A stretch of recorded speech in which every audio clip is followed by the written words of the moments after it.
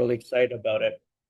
I'd like to know, I guess the raise of hands, which seminars do you have questions on? Is it the investment seminars or is it the immigration seminar?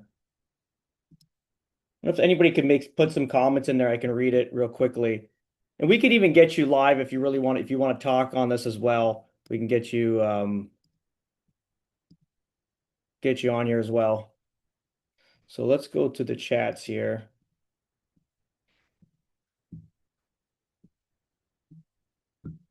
If we can if we can just let me know which seminar you have questions of or any questions that you have, it'd be great so I can start answering them.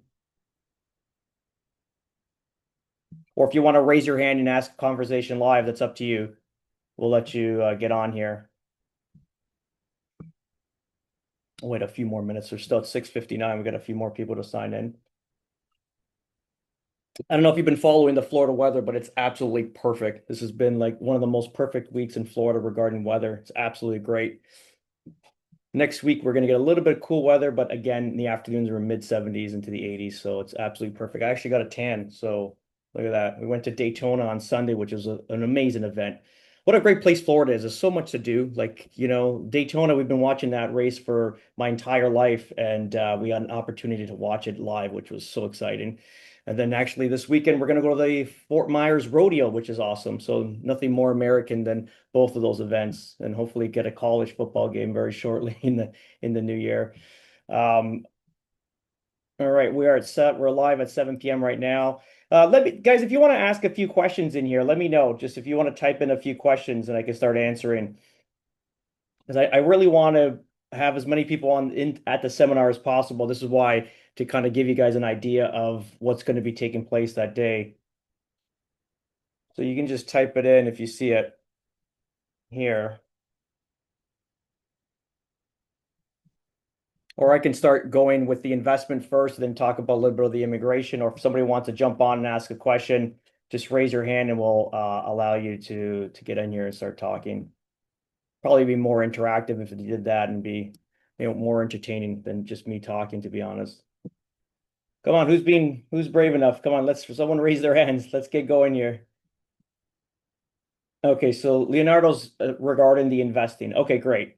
So have you registered for the event yet? For the investment event that's being hosted on the 26th and 27th? Okay, perfect.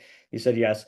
Okay, great. So regarding the investing as a whole, obviously, if you know me in Toronto, obviously I'm a Canadian originally, and now we've been down in Florida for 4 years. So when we started doing the investment into state of Florida, we actually started doing it prior to even thinking about moving down here. Reason being is nothing made any more sense in Canada with investments and cash flow. It was just everything was just lopsided with the mortgage you needed to carry in order to buy an investment property. So it never work. So this is why we started moving money out into the US probably late 2021 into 2022. And what we did is right now is obviously there's different levels of investors, right? We got the mom and pop investor, which is still what I am today. You got the multiplex, and then also if you get into commercial industrial. So we can do all of that. And then at the event, we're going to show you guys some different products clearly because like a mom and pop right now, you can basically we're selling these products under $300,000 and they're cash flowing between $400 and $600 a month right now. It's actually better now because of the rates are almost 1% lower than when we were buying them in June, and we're sort of getting them at the same price, maybe just a little bit more. But the good thing with what I've been doing down here is I've been obviously working this really, really hard. We've been working like 12, 14-hour days for the last 3 to 4 years. It's been a grind, but it's been also fun because of the growth that we've seen. And we've created a lot of bulk buying with these builders. So when we get in there, we get the white glove service and we get preferred pricing. Why? Because we bring deals and we get deals to close. Because what their worst fear is that even if it's a primary owner, like someone that's going to use it as their own residence, and they buy the property and they default on closing and they have to resell the property. They don't want to do that. This is a big builders rather. They just want to keep moving properties. So this is what we're going to get with that. But also with the seminar on the investment side, again, I'm bringing down Joe DeMarco. So you get to meet Joe. Basically does all our investing banking down here. Great guy, ex-Marine, very loyal, very to date of how we do business in Canada. Obviously, we collaborated with my knowledge from Canada and his US, and we kind of built this seamless program where you can get investment loans now, or like you get a loan for, well, just get this. You can get up to 10 loans with these companies, and you don't have to provide your credit score, your income, how much income you earn, what assets you own, any of this stuff. All they do is they look at the property, they look at it, the rent roll. If the rent roll covers all the expenses, you get the loan. It's minimum of 30% down, which is fine because that helps the cash flow. And remember, like we're buying these things under 300,000. So if you're paying 20% down or 30% down, it's literally it's pennies on the dollars than what we're normally used to in Toronto. So just that's he's coming down as well. So it'll be myself talking. We're going to have my cross-border accountant there as well. Very important to strategically understand how to basically hold title on these properties. And what Alan does for me, I'll even show you this little page. I hang it up. It's almost a piece of art to me. This is basically how my corporations are all set up. If you kind of see, it's very complicated. It's a piece of art, but it's absolutely beautiful because what we're trying to do is not pay as much taxes that we normally would, and that's obviously strategically planning in advance, which we like to do everything is do everything once right and set it and forget it.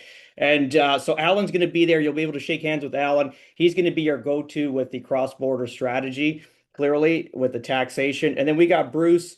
Bruce is our attorney that does all our LLC filings. So once you talk to Alan, you get your strategy of how you have to open up your corporations. Either it's an S corp or a C corp, and then ultimately it's going to go into to Alan or to Bruce rather, and then you're going to set up your LLC. So it's a very easy process. Now Bruce can't make it. Just the reason being is that he's got a family emergency. So he let me know actually last week. So ultimately he's recorded the video. So we're going to have the video live, but ultimately we'll have access to him at any time, which is fine. Um, that's pretty much it for the investment. So again, we're having all the professionals down there. I'm going to be hosting the products clearly what we're going to be able to buy and then show you how we can cash flow. So that's basically on the investing. Is that good, Leonardo? You want to answer that? Yes, okay. Ultimately, is anybody going to the immigration seminar? Who's going to be brave enough to talk? Come on, someone come on. Okay, Dimitri's going to the immigration seminar. Um, I'll talk a little bit about this as well.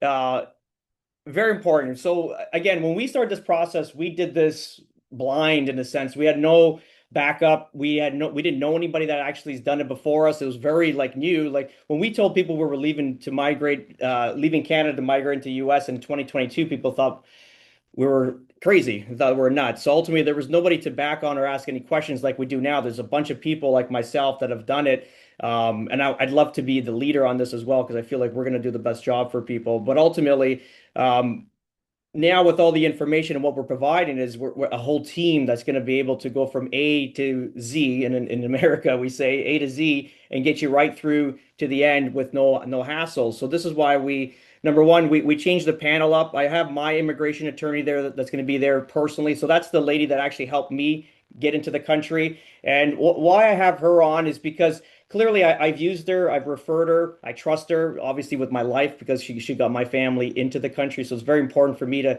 have her there. I feel more confident and comfortable having her there, just giving her referrals. I know where they're all going.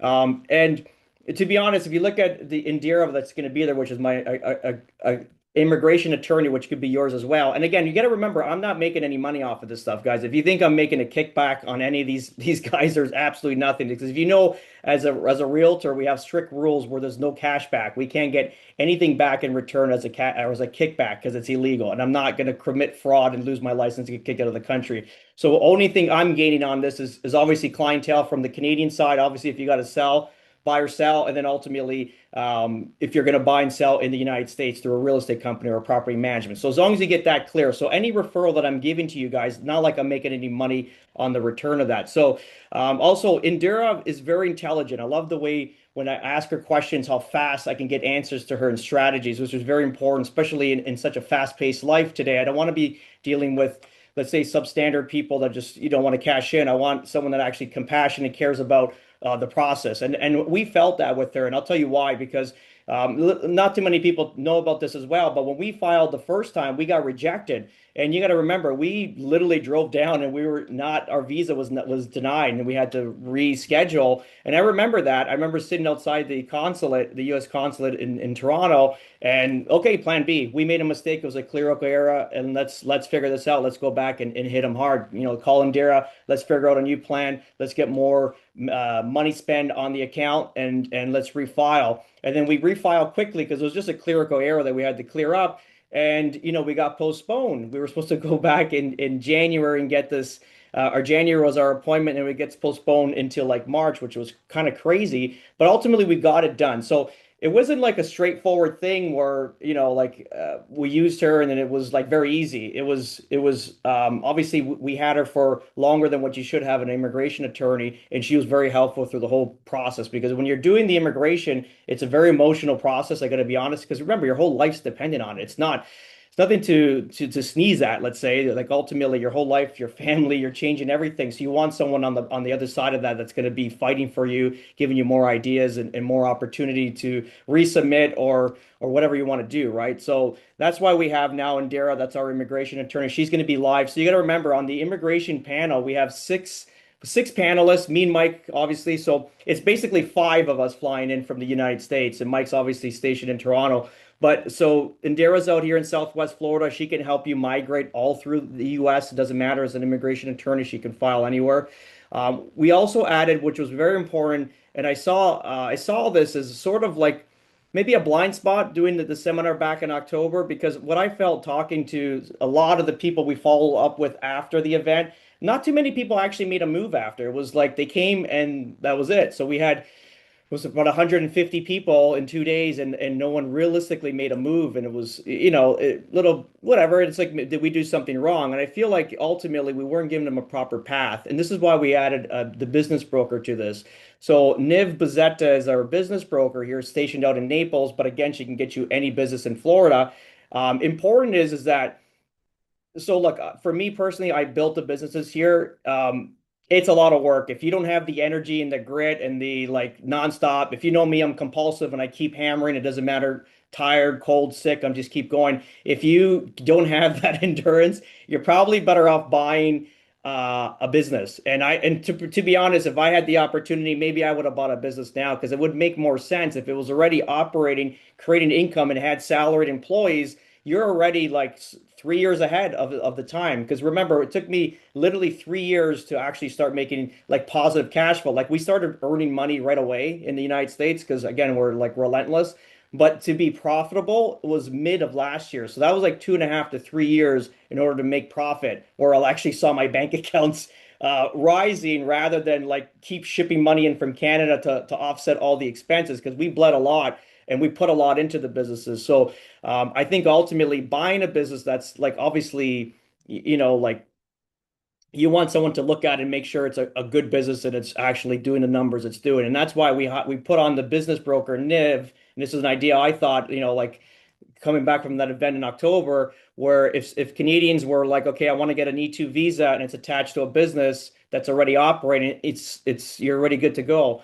And what I've noticed too, like talking to a lot of friends, family, potential clients, and people through these events that we're hosting, is that they don't they don't want to do what they did back in Toronto or in Canada. Let's just say that they want to start fresh in Florida. Either if they're selling real estate, they want to open up a business. If they're doing, construction, they want to open up a business. So everyone's sort of like rewriting their lives and starting from chapter one in the United States and doing something different. So why not, why not talk to Niv, talk to her what you want to do in the future, and then ultimately she can source out that business for you and also pre-qualify it because even me as a realtor, like how do I know to buy a business? I mean, I can write up the transaction, but there's always like so many detail events that need to take place in order to make it a successful transaction. That's why Niv's on board. Also, we have flying all the way from North Carolina, the head of growth and development from Royal Bank of Canada. So RBC America is going to be there. They're flying in literally from North Carolina to my event, which is amazing. I think it's scary as well. It's like I'm getting people to fly out from the States just to come down and to our office in Remax. But what the hell? Let's do it. I think we already have well over 100 people now that are going to be attending in the 2 days there. And So it's well worth it for them. And what I like about RBC's aggression is that they know that there's a massive migration out of Canada into the United States, and they're looking to capture all that business as the Canadian side kind of falters with loans and everything that's happening. Obviously, sales are much way lower than what they normally would be in the last 5 years. So why not capitalize on the US side and build this business? So they're flying Dan out, and it's going to be amazing because if you did, so like I have a mortgage, like on my primary residence with RBC and one of my investment properties with TD, I utilize those ones right away. The process is very long and time consuming, clearly. But ultimately, if you give it enough time, like 2 to 3 months to kind of go through the process, you're going to get a mortgage a lot, let's say at lower rates than the American banks, to be honest. And also, you're going to be qualified under your credit in Canada, which is great. Somebody raised their hand here. Did you want to talk, buddy? All right. You're on mute, Leonardo. If you just unmute yourself.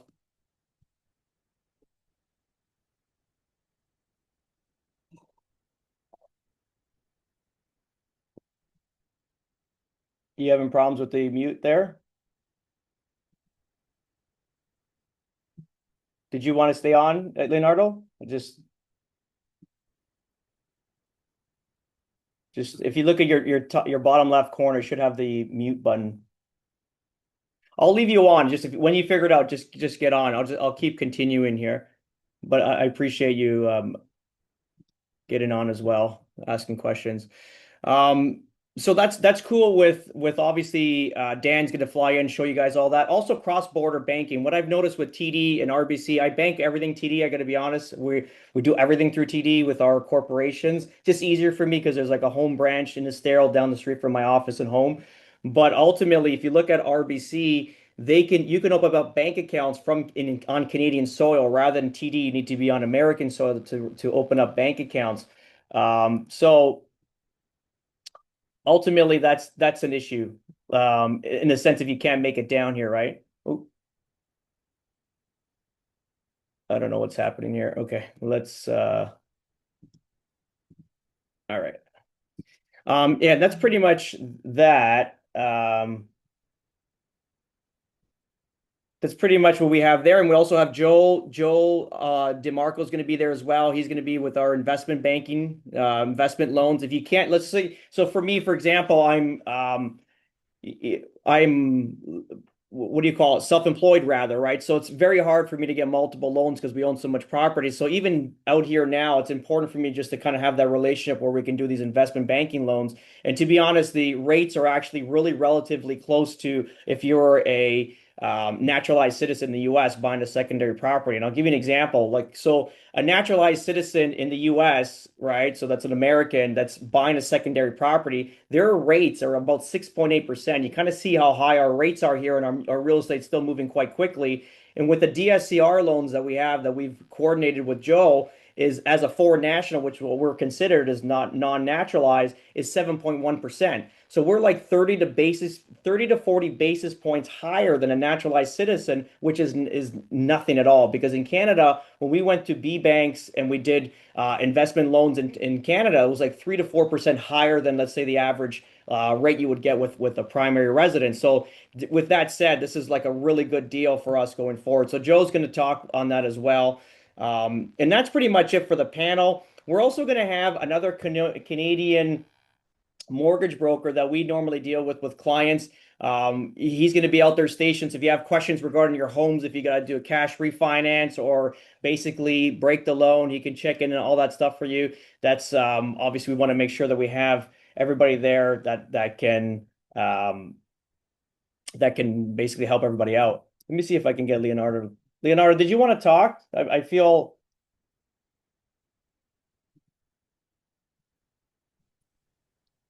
No, I don't Uh, know. I think it is oh, there you are. There you yeah, are. yeah.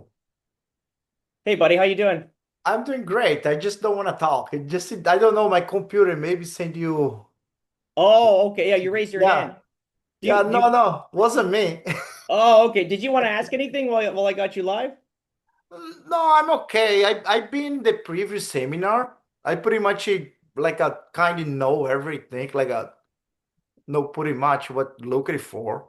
And Okay. I'm more curious about the invest, the buy a business. That's Okay. for the E2. Yes. Mhm. Okay, fair enough. Yeah, and again, that's going to be all there. You can talk to the pros. Obviously, after everyone presents, because we're gonna station it because we have six speakers, so we're gonna have me, Mike, then we're gonna have I believe it's Dan. So it's me, Mike, Dan, and then ultimately we're going to have a break between. So it'll be 1 hour of presentations, 15-minute break, and then we're going to have the last three presenters going, and that will be Joe, Niv, and then Indira because she's the obviously most important part of every immigration seminar is how to get your visa. So she's going to be talking, and then what we're going to do is we're going to have a panel set up and so we'll have, a Q&A session, and it doesn't matter how long we go because we can, I mean, we were in the building, so we can stay an hour, 2 hours, doesn't matter, and just answer everybody's questions. It's good, buddy. All right. Um, yeah, that's pretty much it for the what we're going to be doing. Does anybody else have any questions? You want to just write a text out, or if you want someone wants to jump on, ask a question, don't be shy. I think everybody here is like-minded and primed and ready to do exactly what we're all doing right now. So you might actually help somebody out by asking a question. Daniel, you want to get on, Daniel? Let's get Daniel on. Let's see if Daniel talks. Daniel, come on, buddy.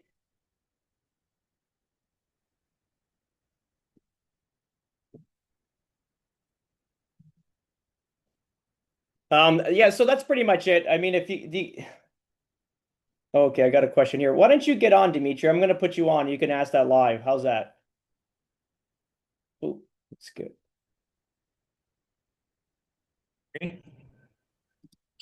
Yeah. Hey, Dimitri, how you doing? Good, man. How are you? Well, first of all, thanks for putting this together. My question was this: from the time that you actually start the process, and for me, would be to buy a property, and eventually, in the beginning, it's going to be for investment, and then make potentially the move. How long does it take from the time you start the process until you actually get status and be able to move with the family? Um, Yeah, so it depends how aggressive. I think I might have to mute you here, Dimitri. I'm getting feedback. So ultimately, it depends totally like how aggressive you are. I think like for me personally, I made the call end of February. Let's say March 1st we started. By March 1st, until let's say May when we actually filed. But between those 3 months, we bought two houses. We opened up three corporations, which are businesses. We hired employees. We sold off all our assets in Canada, primary residence, all our investment properties. We handled our tax egress. We moved cars. We hired moving companies. So in that 3 months, we really went to town on it. And that's what it'll take. It'll take 3 months in order from when you start to actually before you file, because you got to obviously get your paperwork in check. But the only good thing it is today, to be honest, compared to when I started, was that you literally have AI. Like if ChatGPT will be your best friend through this whole process to write business plans, to write letters, to do everything. When we did this, we had to literally do it like hard work, really, really just using intelligence rather, like human intelligence rather than artificial. So yeah, so it'll take like 3 months to basically file. And then once you file, it usually takes about 3 months to get your appointment. And then you get your appointment and you obviously go down to the Toronto consulate. It's downtown Toronto. I think it's near Blue Jays Way. It's not too far off the highway. And then ultimately, that's it. Just I'll tell you one thing. Here's a good Timbit, if you want to call it like a Canadian punt there. When I went to my presentation the first time when I got rejected, I went in a suit. I looked like I was $1,000 an hour lawyer, an attorney. I went with a briefcase, the whole thing. I thought, like naive, I wish someone would have told me that.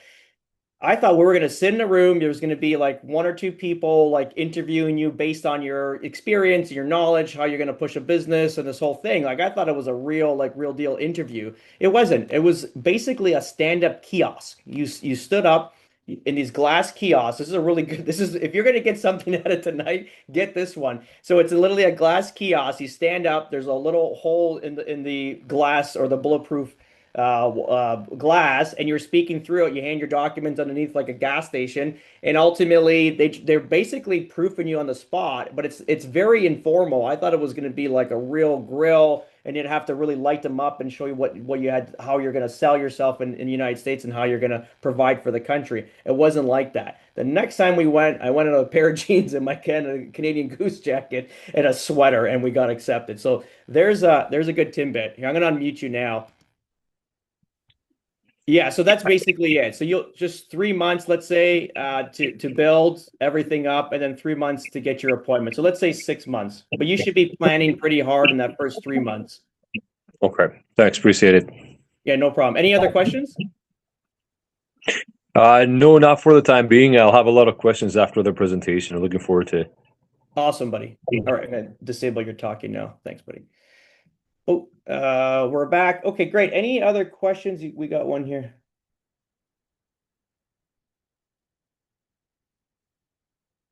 Um, Antonietta, do you want to jump on? Come on, don't be shy. Let's get you on here. Can you hear me? Yes, ma'am. How you doing? I'm good. How are you? Very well. So, my husband and I, we wanted to know more like options for like adult children, like 20, 21-year-olds. Do they have to be working in the E2 visa business? Well, I think again, the immigration attorney will answer this. I'll answer this Oh, okay. but Okay. I'll answer it, but just you get better answers with them, let's just say, or more legal versions of it. So Yeah. ultimately, like, so are they going to university or college or anything? University. Yeah. Are they going to do it in the States? Well, my oldest is going to be finished in a year. The youngest is got another 2 years. Okay. Are they going to be doing schooling in the US, or they're going to be they're going to finish in Okay. Canada at the same time? So they could transfer and do schooling there? Yeah, for sure. And then ultimately they would just get a student visa realistically for the time being. And then Okay. ultimately hope for a job after that. That'll again, this is not the easiest process, right? Even for myself. But there's hope, and this is the only we have no other option, to be honest, for like the future of our children, to be honest. So we have to do all this. So ultimately, you'll put them into a student visa, and then hopefully they come out qualified in whatever trade they're looking at, and then get a job, and the company sponsor them, right? That's an opportunity. Or if you are you guys going to open up a business down here? Yeah, that would be the goal. Well, okay, what kind of business were you thinking? I always wanted like a bakery, cafe kind of thing. That's kind of what I was thinking. Absolutely, it's awesome. We need them. We need Italian stuff down here. Focaccia, yes. Yeah, we need it. So, with that, like we have other clients that moved down, and what they did is they put their children under their E2 as sort of like it's almost the business needs this their children to be part of the business. So there is a Right. way to do it, right? So you Okay. can stick them under your E2 visa as well. And then when you renew, it renews theirs so you can keep doing it. And the good thing about an E2, again, like I'm on it as well. Like clearly I want status, I want green card status, but again, it's a work in progress just based on everything. So you got to start from somewhere. So the E2 visa is going to be great because you can keep renewing it for the rest of your life. So do I want to do that? No, but ultimately, for the time being, it's going to have to be like that, or else what's my other choice, right? So Right. yeah, you can stick them under your E2 for sure. They And just so they can't work in anything else besides under the business that I have. yeah, I think that's a good question for an attorney for sure. But also Okay. they'll have a social security number at that point, so you might be able some leeway there as well. So Oh, okay. yeah, so Okay. soon as they get qualified for an E2, they'll have an SSN. That's the only legal way to work in the United States to have a social security number. Okay, so then there is possibility that they could work even though uh, they're essential workers under the E2 visa. Yeah, I mean, clearly a good question for the attorney, but I would Okay. believe so. You can, as long as they have a social security. I mean, you're gonna take some, you're gonna move around a bit, right? Like even for my E2, I'm running four businesses, so it's Okay. Okay. Yeah. Thank you. No worries.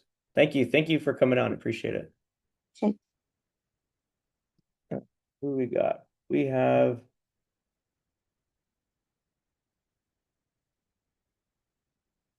Daniel. Daniel, you want to try to get on? Daniel. There we go. Daniel's the best. Hello? There he is. What's up, buddy? Hey, Everyone's so how camera are you? shy. What's happening? No, not much, not much. I just wanted to clarify what you had said to the previous lady there, in your reply. Did you say that you can have multiple businesses under an E2? Yes. Talk to me off camera with that. But yeah, for sure. There's ways to do it, and I'm doing it now, to be honest. Okay, so essentially your application would be put in with one business, or you can have multiples under that same application. Yeah, I'll talk to you about it. But yeah, it's nothing Okay. like it's illegal or fraud, but I'll show you how to do it. It's not a question. But yeah, you're gonna have Okay. one. So right now, I'm the general manager of Zelnardo Holdings LLC. What does that mean? I don't know. But there's like Right, four companies right. tucked into it, right? Perfect. Okay. Yeah. I don't have too many other questions at the moment, but if I do, Did I'll let you you? know. All I have to ask is, did you finish shoveling your driveway or what? I heard you guys are getting Oh, yeah, I involved did actually. Yeah. With the there. help of equipment, I did. You're blessed to have equipment. That's Yeah. awesome. All right, buddy. I'll get you All down right. off.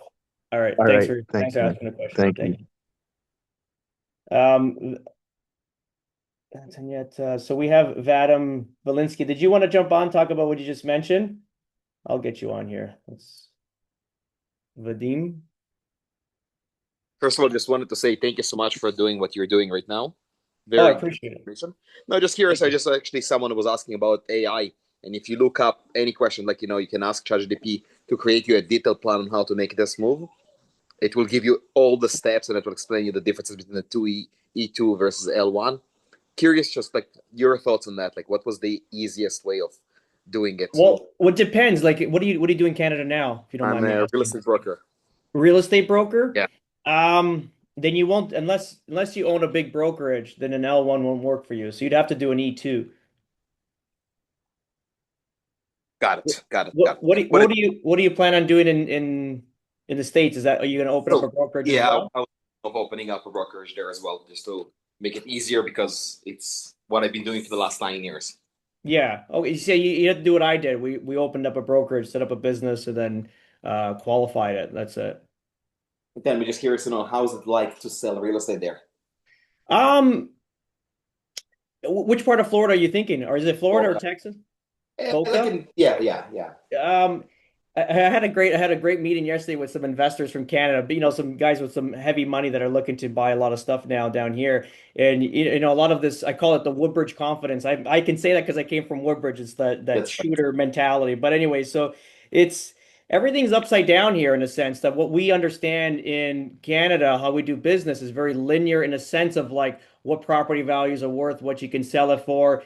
Also, the transaction is it's a lot easier in Canada to predict for predictions. Let's say in Florida, for example, it's so scattered for information that I don't know. And I'm really good at I'm a great analyst. I have to admit, I'll pat myself on the back for that. And it's very difficult for me. Sometimes I just raise my hand. I'm like, I don't know. We're gonna have to just throw the dart at the board here, especially with investing, because it's very difficult to figure out, especially because we're spec building. This is like for the other investment side, like we're buying a bunch of little mom and pop rental properties. Those are easy. I can understand those. It's a community. It's, the appreciation. It's very easy to time and do all that. But for the spec building, because we want to be, the goal is to build 60 to 80 houses a year. We want to get there. And it's just like we started with one last year. We had to pull the plug. We just listed it today, actually, just to sell it. Hopefully we sell it because now our neighbor sold for $1 million, and hopefully it gets our sale done as well, and we can deploy that cash. But I'm looking at other areas where I want to build, and it's just upside down. I don't know. I don't know how to deploy cash and make it work in the sense that we can sell and make a profit. And then also like there's always that rehab business, that the BRRRR as they call it, right? You buy rehab and then whatever, resell and flip and do all that stuff. It's just difficult as where do you find the trends? And it's all over the place. But selling real estate with realtors, good. I find it good here. No issues. They're really nice people. Um, The contracts themselves, very different, very difficult. Like our sales contracts here are in the States are 10 times what a Canadian contract is. Everything is different. There's so many things to look at. It's incredible. It's incredible. I'm glad it's been 3.5 years now. I've been doing it, and we're well over 100 transactions in the last 3 years. So we've been doing it at a very high level, and we got to adjust on it. And I got my team to understand it. So my team from Canada, like my assistant and Mike, obviously Gaddy, everybody understands what I'm doing out here, so we can talk on a high level together. And my assistant up north does all our listings, like inputs on MLS, all the contracts, offers, lease agreements. But yeah, it's definitely a lot more difficult. It's very detailed. Things that don't. It's gonna take a while to make sense for you, for anybody, I not just you. appreciate the feedback. So let me ask you this: if you were to do it now back again, 3 years, would you do different industry? Would you do something different? Um, I mean, I don't know. I mean, my dream is to open up a high-end, dealership, servicing 70s Ferraris and stuff like that. I mean, that would be the ultimate goal, right? And just disappear from Instagram and every type of social media. I mean, but ultimately, it's not in the cards yet financially. I think for me, I mean, I'm still passionate about the deal. I still get that adrenaline hit. I like what we're building out here because it is different than what Canada is. So me as an ADHD kid. Like this is amazing. I'm stimulated all day because it's a lot of new things to figure out. But no, I wouldn't change what I did. I think I made the right decision for me personally. But if I had more money, I would definitely open up like a high-end dealership with restoration shop. But that's, my dream, right? But it depends because there's a lot of Canadians coming here that were licensed realtors they don't want to do the real estate anymore because it's a grind, right? So they're finding other ways to other businesses that they always wanted to open up. And the good thing about moving to the States, to be honest, is because and you know what's happening in Canada. You're like I sold everything in the height of 2022. Like your capital and equity is just you're going to have nothing left in the next 3 years. Let's just say that. So ultimately, the good thing about Canadians still now, they have a lot of equity in their houses. When they pull it out, they got a lot of cash. They get a small mortgage on the house or they pay it in cash and they have enough money to reinvent their life. And that's what's important. You can reinvent what you want to do. Like Antonietta was talking about opening up a bakery and cafe, like that's an opportunity here. If you got a good, uh, um, you know, a good idea of what kind of business you want to run, you'll make a fortune. And I got to be honest, look, I'll give you one example actually for Antonietta. In here in Naples, we had it's called a slice shop, but we have one in Woodbridge, and it's pizza by the pound. It's from Rome, the idea.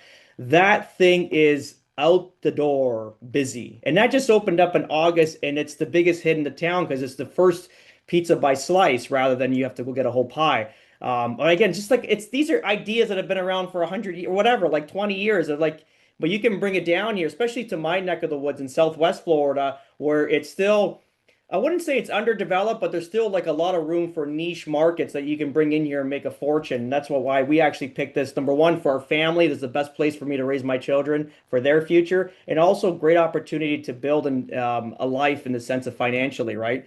So Truly appreciate you. Thank you. my pleasure, buddy. Good luck. Are you coming to the event, Vadim? Yes, 100%. Yes. Oh, you're the best, buddy. So I'll see you there. See you there, man. Dimitri, do both spouses have to get a visa, or can I get off the visa from his wife? Yeah, it's just one would need a visa.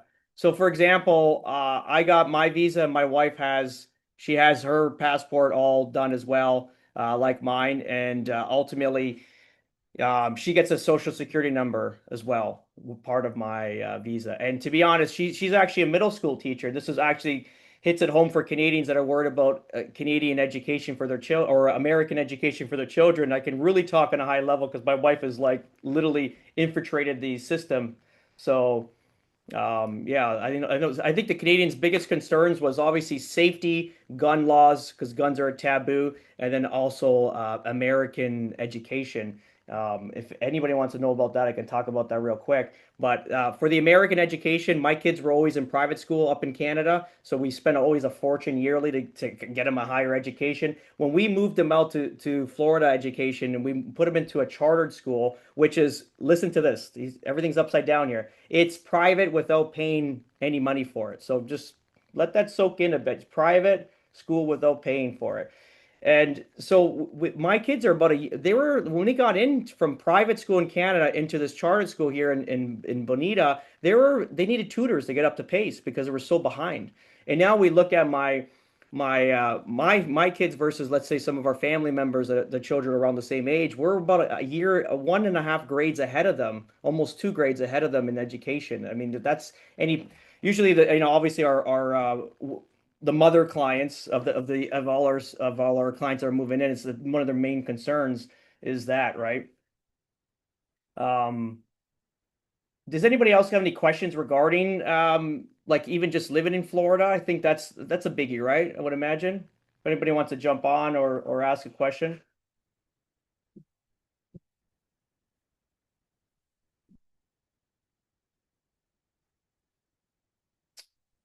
Anybody want to jump on?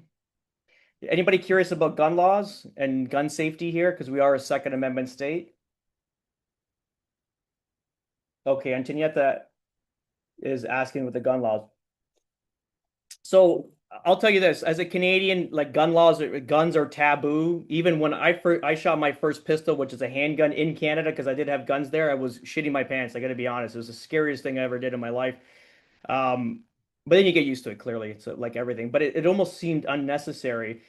Fast forward, and that was probably in 2021-ish, let's say, just before I left, maybe 22, just before we left into the US. Now it almost feels uncomfortable not to have a gun in the house, to be honest, because I feel like I know what's happening up in Canada, and I lived in Nobleton where a lot of that crime's being taking place and the people breaking in. The only difference here in Florida, I can stand my ground and protect my family, which is for me as a father, as a protector, is one of my like it's my biggest fear is for someone to harm my family. So at least I have the opportunity to defend them, and it's a beautiful thing because it also makes everyone a lot more politer on the highways. Let's just say that because people do carry guns in their cars, right?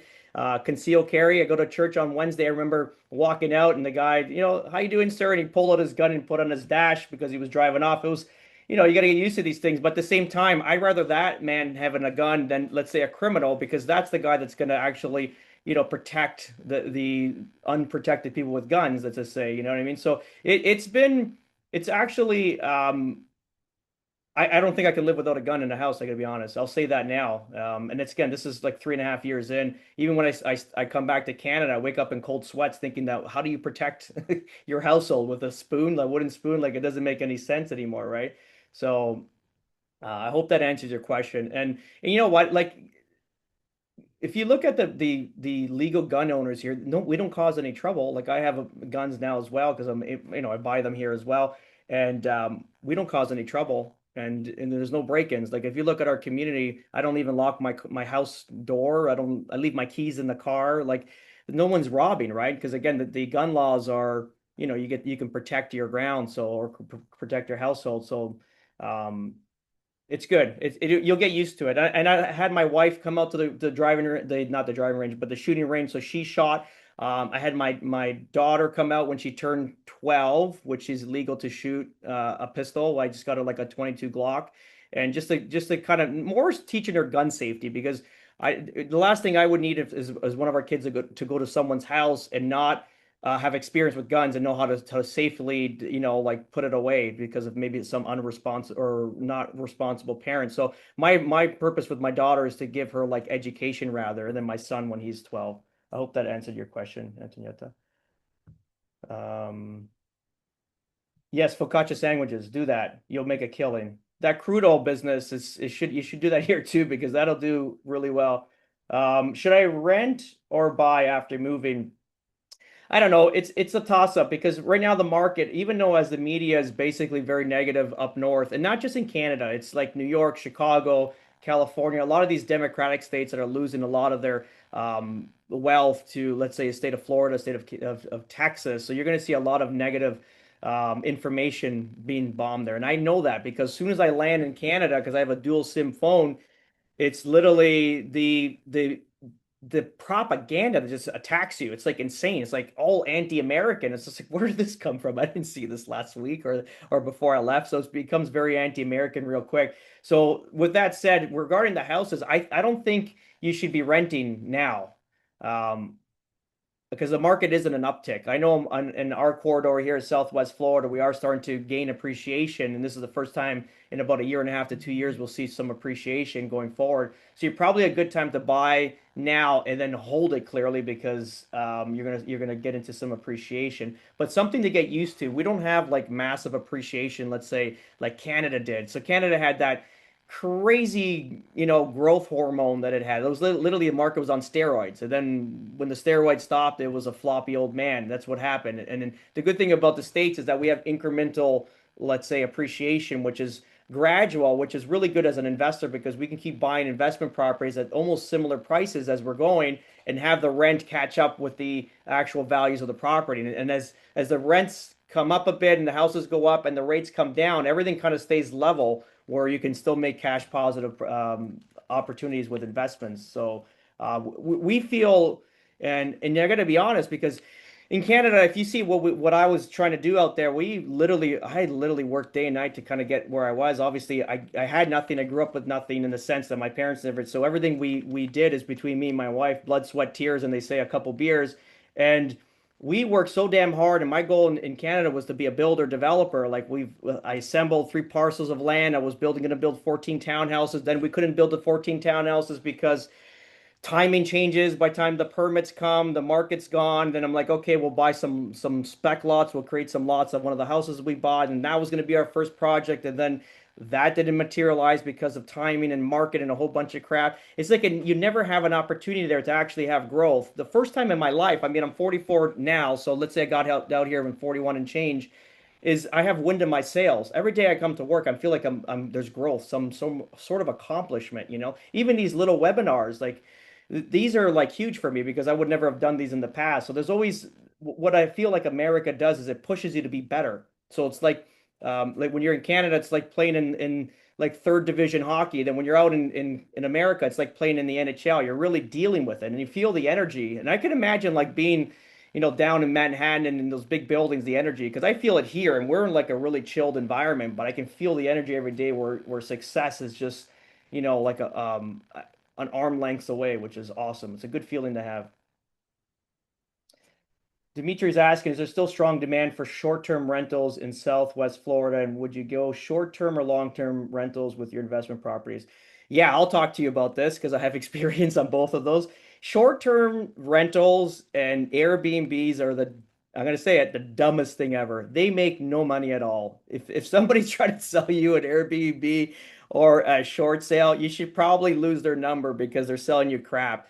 I cannot find numbers that work, and like the only if you're using a short-term rental, which we consider a seasonal rent because it's like our communities are like 30-day minimum rentals, is if you're going to utilize the property yourself. If you're not planning to move down and you want to use the property like 3-4 months out of the year and offset your expenses, then you would seasonally rent. You'd offset most of your expenses, then you would enjoy the property. That's the only way I would say to do a seasonal or short-term rental if you're planning on using it yourself. But always go long term. I try, and I got experience because in one of the communities we own in Fort Myers, property in Portico, we bought a brand new property. We furnished it, and again, we lived there for a year, so it was not like we wasted money on furniture because we needed it. And we short termed it, but it was like, yeah, Jan, Feb, March. That's all you get. So we did Jan, Feb, March, and we did it full time at April because I saw the writing on the wall. I'm like, this thing's gonna be vacant 3-4 months. I got to worry about this property, and it's like bleeding. So ultimately, we swapped that, and then we built that house in Cape, and then, that should be a better investment because there's no instead of like we can Airbnb it like short-term rents on a weekend basis or a weekly basis, and then you look at it, it could make like 60K a year, 70K a year. But then once you subtract your mortgage expense, subtract the cleaning fees, subtract, let's say, management fees, subtract the BS that you're going to deal with, you're left with like 12 or $15,000 in cash flow, which realistically, if I just rent it out long term, I'll make that money I might make 8 or 10,000, maybe a little bit short of it, but it's not even a call. You're only going to have to change filters, right? Yeah, cool. Yeah, so that's pretty much with that. Yeah, Vadim said, "What a great feeling, especially if you're willing to grind." Yeah, for sure. This is again, the American dream is here. Even though, don't listen to the news. I'm living it, and I think it's the immigrant mentality as my parents came into Canada and then me into the U.S. is that you see more opportunities here than let's say someone that's been here their whole lives, right? It's like to be honest, I've had so much impact on Americans, like my American friends around me, and like I push them and get them going and thinking and getting them better all every day. So I'm making direct impact with a lot of the people that I'm in coming into contact with because they're not understanding the whole concept of how blessed they are to be in this country. Because even before we left Canada, we looked at the globe. I'm like, we had money to do whatever we wanted to. Not that we weren't wealthy, but we definitely had a good stack of cash to do whatever the hell we wanted. Did we go to Italy? Did we, somewhere in Europe? Did we go to Costa Rica, Mexico? There's no other place like the U.S., especially for your kids and your future. And I know there's a lot of sore feelings with what's happening with Venezuela and stuff like that, but I don't think people understand. Like, if you read books about economies and the future, like this all needs to be done for not for us because we're going to be fine. We'll die before anything needs to changes. It's more so for our kids and our grandkids that need like protection going forward. So a lot of this stuff that's happening, even though it seems not in good taste, but it's beneficial for us in the future. Let's just say our next generation, like our lineage. So just remember that going forward, because I know a lot of people get sore about that. But I mean, I read a great book. If you're ever interested into reading some great books, it was called um, the end is just the beginning, and it's hilarious. I read that book in 2023, and everything in that book is coming to fruition basically. And Venezuela was part of that plan, and Greenland is this whole thing where America won't be able to police the whole world anymore, that they're going to bring everything back and just protect this hemisphere going forward, which clearly we don't need Europe for anything. And if you see that, if you're watching any of these meetings that are happening in the Europe where America's actually pulling away and saying, "Hey, you guys got to step up and start protecting your own borders and protecting yourselves here because we can't. We're not going to do this. This is nonsense." And that book was spot on. And there's another great book called "Strange Death of Europe." You should listen to that because that's realistically happening all over the world, and obviously it's trying to penetrate into the U.S. as well, which these are great books to listen to because it actually, opens your mind and it makes you make wise decisions for you and your family going forward. Yeah. Any other questions, guys?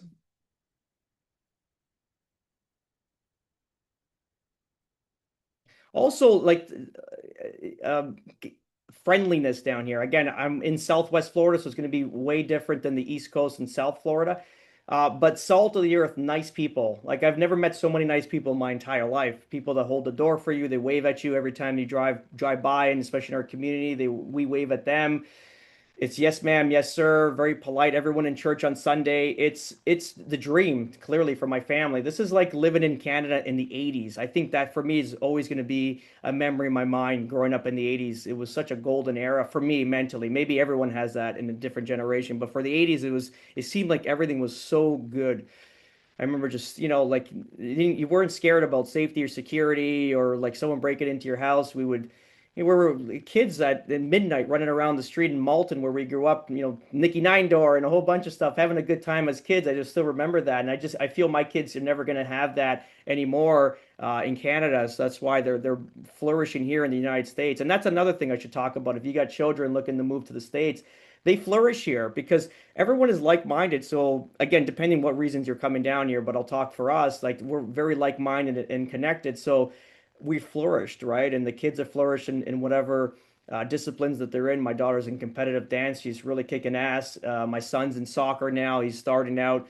And it's funny because so my son's been out here for 3 years and a bit, and I remember taking him to a hockey game last year. It was hilarious, and the national anthem came on, the American national anthem, and he stood up and he had his hand over his heart and his hand behind his back. And I was like stunned. I'm like, holy shit, where'd you learn that? And it's like the patriotism that they learn in the schools here. It's like obviously being part of something, and he feels that. Even though he still obviously loves Canada, going back to seeing his family, but he defends America already, and he's only been here for 3 years, and it's a beautiful thing to see them have that. Even my daughter's the same. She's, you know, first to get up to get to church and stuff like that. It's a different. We're living a good life. I'm going to say that a normal good life, and it's not all about the money. It's about building relationships with people around us, building community. having a lot of time spent with my family, and yeah, it's all positive. And there's no bullshit. I wouldn't be lying to anybody. This is real true, feelings that we're experiencing here. Dimitri's asking how old are the kids and how well did they adjust? Got an 8 and 11-year-old. Yeah, I think actually my kids were probably around the same age when they came down. My daughter was grade 6, and maybe Nico was 2 or 3. Yeah, I it was fast. I got to be honest. They got in school, they got friends real quick, excuse me, and away you go. You just remember, like a lot of the stuff that the kids watch today are all on YouTube. So, and they're all American based. I've never seen my children in Canada watch a Canadian based YouTube channel. So basically, all the kids speak the same, even if they're coming in from Canada or from the UK or wherever they're coming from. They're all basically speaking the same language in the sense of like their slang, their modern slang as a teenager or like a middle school kid. So yeah, it was easy to assemble clearly or simulate rather for them as well. Again, even getting them into their disciplines, nobody cared where you came from. It's just as long as you're a good person, you're accepted. We've never had any pushback in saying we're not going to deal with you because you're Canadian. So that's obviously media blowing up negativity so people don't make the move because they're scared. I've never had any experience. I have these American friends now. It's like, how do we keep you here? Because we can't lose you. You're too much of like you're too good. You're like what we want. We want people like you in this country as immigrants and migrants because you're the ones that are going to pull and bring the patriotism back as well as I do with them because some of them don't have American flags mounted on their house and I give them shit. It's like, what are you doing? You're in the greatest country in the world. Like, you better be proud, right? And they appreciate that because it's also shining some light on where they do live and they refine that patriotism. So we are an important part of this as well for these guys, especially if you come in with the right mentality. Medical system. Here's a good one. Antonietta asked about how's the medical. I'm going to give you an example. I think I just posted this about a month and a half ago, early January. So I literally tore my tendon on my ankle. It was a nasty tear. I couldn't walk. Like literally, it was brutal. Um, so it happened Sunday night.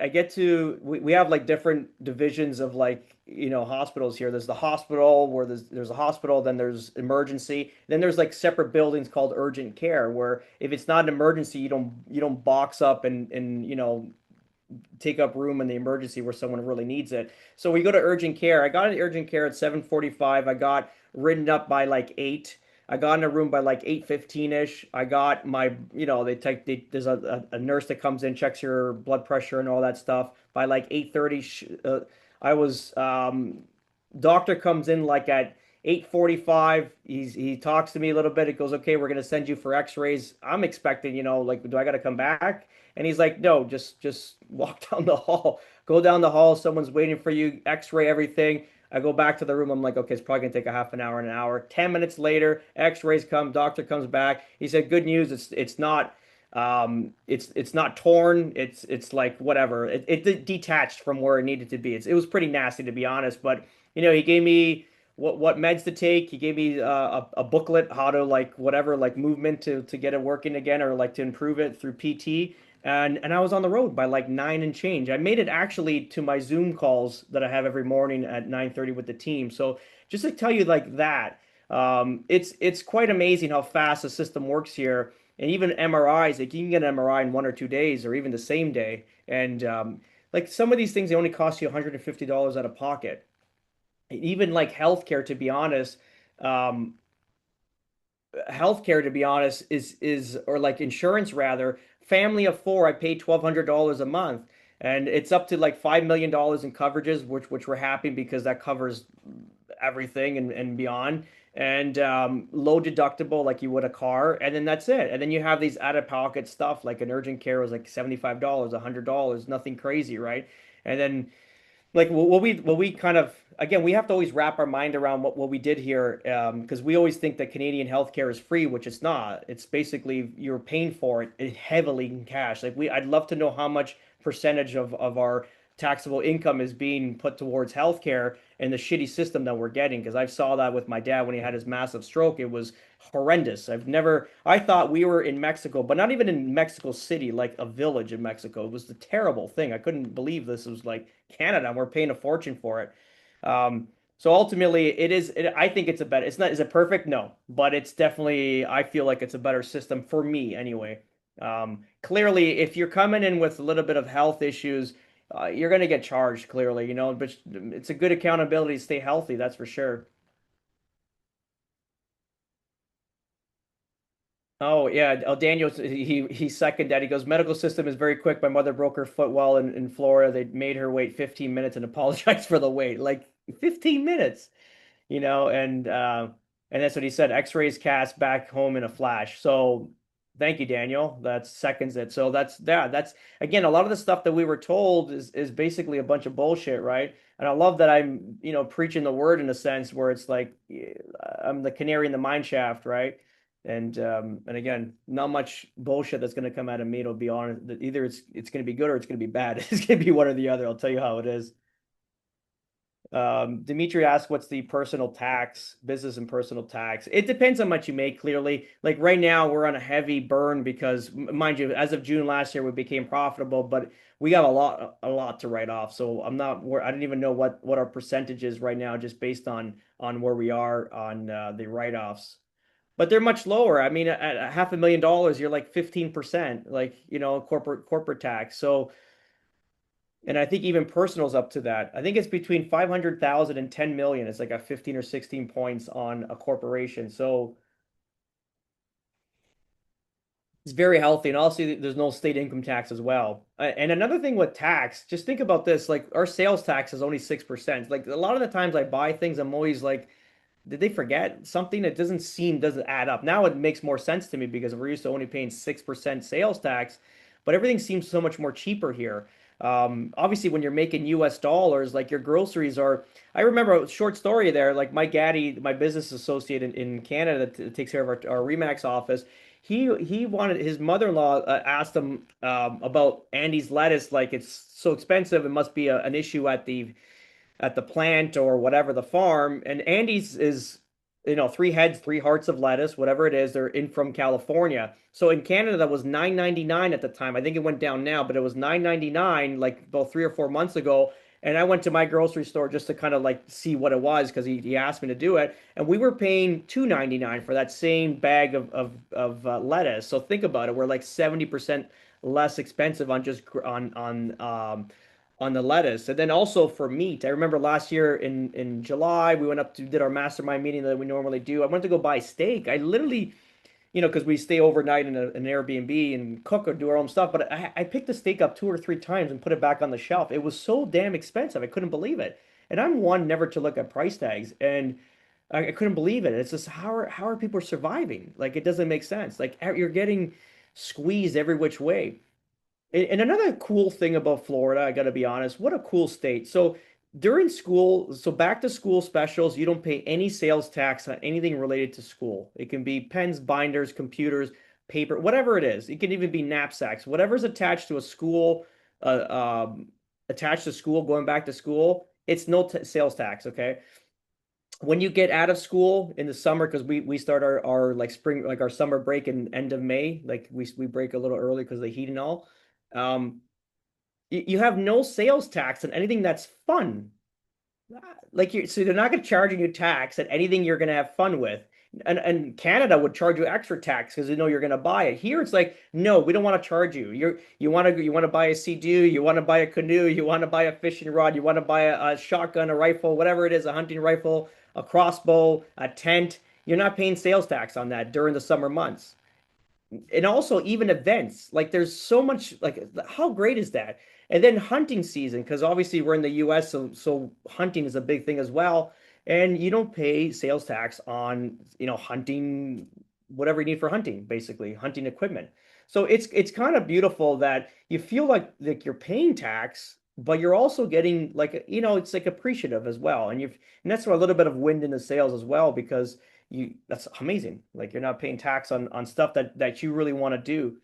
And then also to live in Florida, there's so much to do. Again, as I started this webinar on Sunday, I went to Daytona. It was 4 hours away. Prior to that, we drove to Orlando. My daughter did dance comps. We stayed at a beautiful resort for like $250 a night. We spent 2 or 3 days there. I was still able to work a little bit on the computer, but enjoy myself, watch my daughter dance. My buddy picks me up in Orlando. We head to Daytona. We watched the Daytona 500, which is the largest American, they call it the Great American Race. It's one of the largest like NASCAR events, and which is, brings out a crowd of over 200,000 people. It's amazing. And then we have Sebring down the road, which is another 12 hours of Sebring, which is a huge, like I'm obviously a race fan. That's a huge, it's the sports car series that's going to be out there. We have 24 hours of Daytona, which is a renowned race for sports car. Every athlete, sports athlete wants or driver's athlete wants to get that. We have in Homestead, we have another NASCAR track, which is like 2 hours away. Then we have Miami Formula One is down the road, in like 3 hours away. So it's like, for me, that's like it's heaven. And everyone finds that. If you're into art, there's so many art museums and different, like there's so much to do here. And the good thing is, what I've noticed is Canadians are always worried about how big is the backyard? How wide is the lot? What's the depth? I have to like bring them up to speed. I go, nobody gives a shit. Not even the builders. They don't care. It's because nobody uses their backyards here. You use if you got a pool, you got a cage in it, you're staying in your cage, and that's it. You really don't utilize your backyard for anything. So because the reason being is because Canada turns into your backyard, or Florida rather, where you start doing things outside rather than indoor, right? Um, I got another question. What is the minimum amount needed to invest in an E2? And that's a great question, Um, like the 100K is what everyone markets as well, and that's an easy slam dunk case. You got to find even immigration attorneys that are willing to like think out of the box for you, because you can be below that, definitely from experience. So this is why I'm bringing down my immigration attorney, and you can. Are you coming to the event, Antonietta? You can answer. But you can ask her directly for that. Okay, great. She's coming as well. And you can ask her directly for that, because if you're going to buy, let's say you buy a cafe and you just want to reinvent it, but it's got employees, got the machines that you need, like it's if that's 70K, it shouldn't be an issue, right? So, yeah, great question. That's why,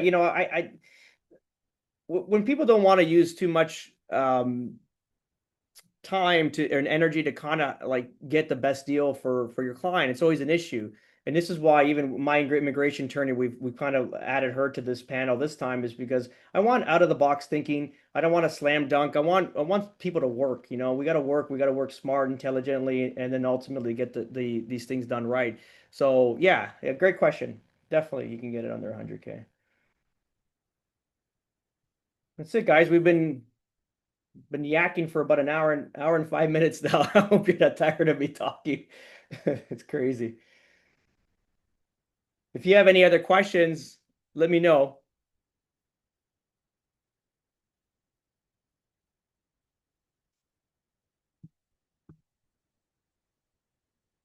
Yeah, thank you. Well, if you guys, if any questions, there will be advice on potential business.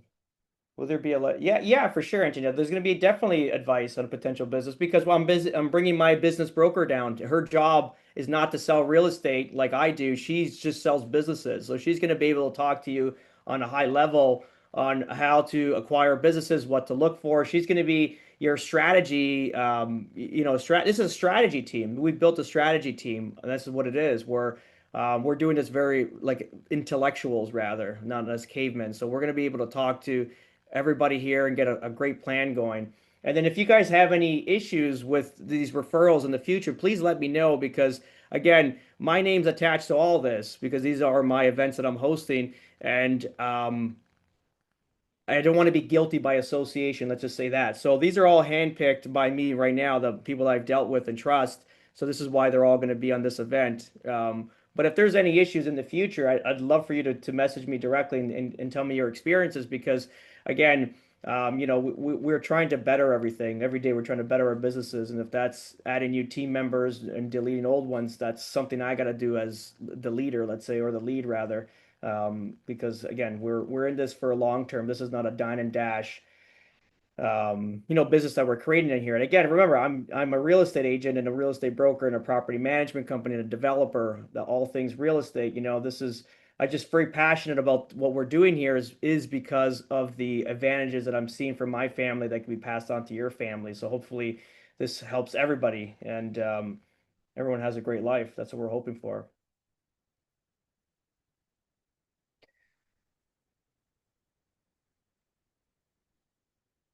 All right, guys. If nobody has any other questions, I'm gonna head home because I do go to bed at 9 o'clock because I'm an old man these days.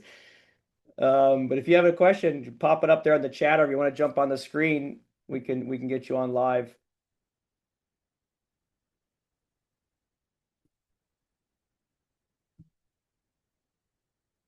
We're all good, guys and gals. All right, guys. Well, yes, thank you all for attending. I really appreciate it. Obviously, on a Thursday night, I'm sure you have better things to do. But ultimately, thank you for spending this time with me. I really appreciate it. And we look forward to seeing you guys at the end, actually next week, which is kind of crazy. And make sure, obviously, come say hi to me. Well, I'm sure I'll recognize most of you, but come say hi. Let's chat and let's see if we can help you guys out even more. All right. Good night. Good night, guys. Good night, y'all.